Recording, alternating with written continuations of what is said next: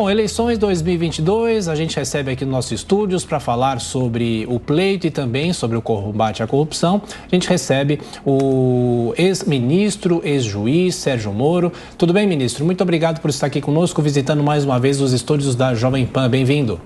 Muito obrigado, Thiago, Adriana, Salles. Um prazer estar aqui falando novamente da Jovem Pan. É sempre um prazer. Ministro, o grande debate é sobre o futuro político do senhor, porque o senhor foi do Podemos, havia toda essa discussão de candidatura à presidência da República, o senhor até pontuava entre a terceira via bem nas pesquisas, mas aí trocou o partido pela União Brasil e agora vem essa discussão. O senhor será candidato a deputado, será candidato ao Senado? Existe uma informação do senhor poder até mesmo ser vice do presidente Bivar, do partido. O senhor acha que é possível que haja ainda a possibilidade de concorrer à presidência da República ou o senhor ainda vai pensar quais são os passos políticos do senhor? Olha, meu objetivo ao retornar ao Brasil, Thiago, foi ajudar a romper essa polarização. E para isso, o meu entendimento é que nós teríamos que construir uma candidatura de centro unificada para que nós pudéssemos, então, vencer, né, esses dois extremos, os extremos que vão se radicalizando cada vez mais. A gente tem visto esse debate, né, esse discurso acirrado. E o meu entendimento foi, então, fazer esse movimento na direção do União Brasil para ajudar a construir esse centro unificado ou uma candidatura dentro de um partido mais estruturado, mais robusto como União Brasil. Então, dentro do União Brasil, nós estamos discutindo e eu estou construindo ali o meu papel, definindo exatamente qual vai ser ele no decorrer dessas eleições. Mas o meu principal interesse permanece esse sendo de romper a polarização. Eu acho que é importante a gente ter um centro moderado, que seja também firme em princípios e valores, mas maior moderação política, para nós diminuirmos essa tensão política, termos mais estabilidade e com isso a gente conseguir fazer o Brasil voltar a crescer com emprego e controle da inflação e aumento da renda das pessoas. Agora a sua pergunta, Cristina, Grêmio. Bom dia, eu vou insistir na pergunta porque eu sou aqui do Paraná também, o seu estado, e o eleitorado aqui especialmente está muito ansioso, pergunta demais se a gente terá Sérgio Moro na urna, seja como candidato a presidente, a vice ou em algum outro cargo. Quais são suas reais intenções e o que vem sendo conversado ali dentro do partido? Cristina, isso está sendo construído. Eu não posso chegar no partido e dizer assim, eu sou o dono da bola e eu faço com ela o que eu quiser. É claro que eu não compreenda mal, eu tenho um nome relevante politicamente e vai ser construída essa opção ali dentro do partido. Isso vai ser uma decisão que compete evidentemente a mim, mas compete também ali dentro das lideranças partidárias. E a gente vai definir essa melhor posição para pensar no futuro do Brasil. E o mais importante, aqui na minha opinião, é que nós continuemos a carregar essas bandeiras. É importante que alguém aqui no Brasil fale, a gente tem que voltar a combater a corrupção, a gente tem que voltar, por exemplo, a falar em prisão em segunda instância, em acabar com o foro privilegiado, em ter autonomia da Polícia Federal. A gente precisa, outra bandeira que sempre foi minha, da segurança pública, e a gente sabe como esse tema é importante, a gente precisa voltar a combater o crime organizado com afinco, a gente precisa reduzir a criminalidade violenta. Então, essas bandeiras, né, são essenciais e a minha volta aqui ao Brasil e a minha continuidade na política é exatamente porque alguém precisa carregar essas bandeiras. Diogo Schelp. Ministro, o senhor vem falando justamente nos últimos dias bastante sobre essa bandeira do combate à corrupção, falando sobre o fim, né, que levou a Lava Jato, né, esse fim bastante melancólico. E eu lembrei de uma afirmação sua em 2020, quando o senhor disse que no PT, nos governos do PT, apesar da grande roubalheira, havia autonomia da Polícia Federal, não houve interferência política da Polícia Federal, fazendo aí uma crítica, uma contraposição ao governo de Bolsonaro. No caso de uma volta de Lula à presidência ou, eventualmente, no segundo mandato de Bolsonaro, em qual dos dois governos o senhor acredita que a possibilidade de se ter de novo a retomada de um combate à corrupção, de uma pauta desse tipo, tem mais chances de ocorrer? Olha, eu vejo praticamente impossível num governo do PT, e espero que isso não aconteça, que nós tenhamos a retomada do combate à corrupção. Para isso, a gente precisaria ter o reconhecimento pelo PT, tá, da roubalheira que houve na Petrobras e da roubalheira que houve na época do Mensalão. Se você não está disposto a reconhecer os erros havidos no passado, como é que você vai superá-los? E vamos lembrar que em 2018, naquela campanha presidencial de 2018, o meia-culpa, o único meia-culpa que o PT fez no programa foi que ele não tinha controlado, né? Ele tinha dado autonomia, ele não tinha controlado suficientemente os órgãos de controle. Então, assim, não vejo o futuro de combate à corrupção num eventual governo do PT. O próprio Lula, né? Ontem o Lula proferiu ofensas contra mim e mentiu, continua mentindo. Até hoje a gente nunca ouviu uma explicação do Lula sobre a roubalheira na Petrobras, nunca ouviu nada coerente sobre o que aconteceu no Mensalão, que era a compra de parlamentares, como reconhecido pelo Supremo, para sustentar o governo federal. E, ou seja, como é que a gente vai esperar algo, né, de Lula e do PT nesse contexto? O que o PT deveria fazer? E aqui vai um conselho: reconheça, né, reconheça a roubalheira que aconteceu no governo dele. É a única forma de você buscar recuperar a confiança da população brasileira de que o novo governo Lula será diferente. Eu não vou ficar aqui falando palavra também de baixo calão, ofendendo as pessoas. O que a gente tem que dizer muito claramente: Lula foi condenado por 3 instâncias, não foi somente eu que o condenei, 3 instâncias judiciais por 9 magistrados. Até hoje nunca deu nenhuma explicação coerente sobre a história do Triplex, sobre o sítio de Atibaia e sobre as relações dele com empreiteiras como a Odebrecht e como a OAS. Então quem deve explicações é o Lula. Não, como é que a gente vai confiar no que a gente vai ter a volta do combate à corrupção sem qualquer explicação?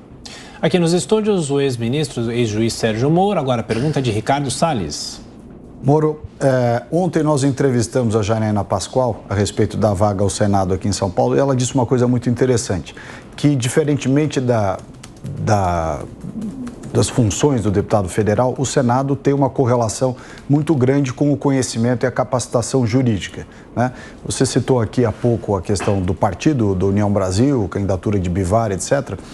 E me parece, olhando de fora pelo menos, que União Brasil inexoravelmente terá candidato. Esse candidato parece ser o Bivar, até porque é um entendimento do partido deixar mais verba para as candidaturas de deputados federais. Por outro lado, uma candidatura sua a deputado federal puxaria uma quantidade tal de candidatos no União Brasil cuja ficha corrida talvez se assemelhe muito com o que você acabou de escrever, com a que está aí na história do PT. Dito isso, o Senado, né, dentre essas opções, é uma alternativa que você considera realmente concorrer aqui por São Paulo?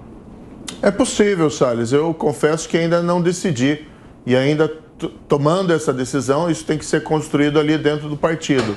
Agora, o que é fundamental que eu disse, isso é espantoso, né? Ninguém no Brasil, praticamente, quase ninguém, né? E vamos dizer que dos candidatos aí à presidência, ninguém tem falado mais em temas que são essenciais.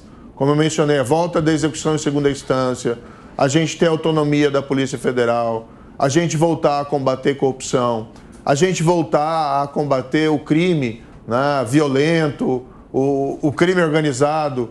O período que eu tive lá dentro do Ministério da Justiça, nós fomos firmes contra o crime organizado e a criminalidade violenta. Nós conseguimos até reduzir estatisticamente ali mais de 20%, 22% dos assassinatos em 2019 em relação a 2018. Mas a gente precisa ter todo um aprimoramento legislativo para deixar a nossa legislação criminal mais dura em relação a essa criminalidade mais grave. E o que é assombroso é que a gente não tem visto esse tema em pauta. O tema em pauta hoje é apenas essa polarização e isso acaba nublando a nossa capacidade para a gente discutir esses temas. Então, qual vai ser a minha posição? Isso ainda eu vou decidir junto ao partido. Eu tenho uma grande abertura ali dentro. Agora, o mais importante é a gente não deixar de lado essas bandeiras. Porque também não adianta você ir para o Senado, não adianta você ir para a Câmara, não adianta ir você qualquer cargo público pelo cargo. Você tem que ir com uma causa. E essa causa permanece comigo. Ministro, há uma discussão dentro do União Brasil, até mesmo do MDB, para que esses partidos não lancem candidatura própria por causa do dinheiro do fundo eleitoral, para que esse dinheiro seja irrigado principalmente aos candidatos a deputado. Essa é uma discussão que há muitos anos é feita sobre o financiamento público de campanha. De que forma que o Brasil precisa discutir isso? Claro que não vai fazer isso nesse ano eleitoral, já que o fundão já foi distribuído, está sendo distribuído, mas de que maneira é possível que se discuta isso no Brasil para que os partidos não tenham tanto dinheiro e também haja uma redução de partidos no Brasil? Acho que o financiamento público de campanha, Thiago, ele tem pontos positivos, mas trouxe diversos efeitos colaterais um pouco negativos. Então, hoje, para os partidos, a prioridade acaba sendo a formação de bancada, e bancada principalmente de deputados federais. O Senado até colocado em um segundo plano nesse debate. E a própria dificuldade para a gente ter aqui candidaturas presidenciais de centro competitivas decorre muito desse fato da priorização das eleições para deputados. Então nós teríamos que rediscutir, a meu ver, esse tema. É um pouco de concentração demasiada, a meu ver, também nas lideranças partidárias. O ideal seria um misto de financiamento, a meu ver, público e privado, sem entrar naquele descalabro que nós vimos na época dos governos do PT, em que muitas vezes as doações oficiais eram utilizadas como canais para pagamento de suborno. E algo que seria, a meu ver, bastante saudável, nós voltarmos a discutir o voto distrital. Talvez caminhar para algum sistema misto que permita também a representação de minorias, mas o voto distrital, além dele tornar as eleições mais baratas, ele aproxima o eleitor do eleito. Isso, a meu ver, facilita aqui esse sentimento de representatividade que é essencial em uma democracia. Ministro, o senhor confia no nosso sistema eleitoral? Acha que as Forças Armadas devem participar do procedimento este ano? E ainda, o senhor se decepcionou ou está gostando da vida política? Quais os prós e os contras? Por que não se decide logo se candidatar a presidente? Quem o senhor acha que seria o seu eleitor, o perfil dele? E o que esse eleitor esperaria do presidente da República? Olha, começando pelo final, Adriana, o meu eleitor, vamos colocar assim, né? Acho que ninguém é proprietário de ninguém, mas as pessoas que têm preferência em relação ao meu nome conhecem o meu histórico, sabem o que eu fiz na Operação Lava Jato, na minha carreira como juiz, sabem o que eu fiz ali durante o governo, e eu acho que o principal é a coerência. Então, estou em posições diferentes, sim, mas eu sempre defendi as mesmas causas e as mesmas bandeiras. Então, essa coerência é essencial. O que a gente acredita? Numa democracia robusta, na necessidade da gente ter uma economia forte. O Brasil tem um enorme potencial que, infelizmente, não é totalmente aproveitado. E, a meu ver, o que nós estamos falhando, principalmente, inclusive, na política. Porque existe uma série de reformas que o Brasil precisa fazer, mas a gente não vê essas reformas acontecerem. Então, o que a gente precisa? Crescimento inclusivo, crescimento sustentável, para a gente conseguir fazer esse Brasil. A gente vê, o Brasil é um país emergente, como China e Índia. Por que China e Índia crescem muito mais do que o Brasil? Por que a gente está sendo ultrapassado por países que antigamente estavam atrás de nós, como a Coreia do Sul? Então, o país é muito rico, tem uma população maravilhosa, mas nós cometemos muitos erros. E também aquelas pessoas que têm preferência por mim são aquelas que defendem essas pautas da ética e da integridade, que são as minhas bandeiras principais, além do combate à criminalidade. Então, eu acho que a política ela tem os seus altos e baixos, tá? Mas você poder defender essas causas, por exemplo, aqui mesmo nessa entrevista, você poder defender essas bandeiras em qualquer lugar que você se encontra, é algo bastante gratificante. Sobre o processo eleitoral? Olha, eu confio, né, no processo eleitoral. Eu acho que é até perigoso jogar uma sombra de desconfiança em relação ao processo eleitoral. A gente tem que defender a democracia, né? A democracia envolve tanto uma eventual reeleição como uma eventual troca do governante do momento. Eu não vejo, sinceramente, nenhum motivo para desconfiar da integridade do nosso processo eleitoral no momento. E como não vai haver uma alteração desse procedimento, Eu acho esse questionamento perigoso, porque ele pode ser utilizado depois para questionar a legitimidade das nossas eleições. Eu digo isso, né, deixando muito bem claro aqui a minha insatisfação, tá, e o meu repúdio em relação à candidatura, por exemplo, do ex-presidente Lula e do próprio Partido dos Trabalhadores. Eu acho que quem falhou aqui foi o processo judicial. Não havia razão para nós termos anulações daquelas condenações e o Lula deveria ainda ser inelegível, porque, afinal de contas, foi condenado por 3 instâncias por crimes de corrupção. Nosso tempo vai chegando ao fim. A Cristina Greme faz mais uma pergunta. Cristina. Eu queria reforçar essa questão aí do discurso de que todos nós brasileiros, acredito que todos os eleitores tenham interesse em ver aprovadas reformas estruturais aí, reforma política, reforma tributária, reforma administrativa e também prisão em segunda instância, foro privilegiado. É importante que isso esteja na campanha, mas isso está mais na esfera do legislativo.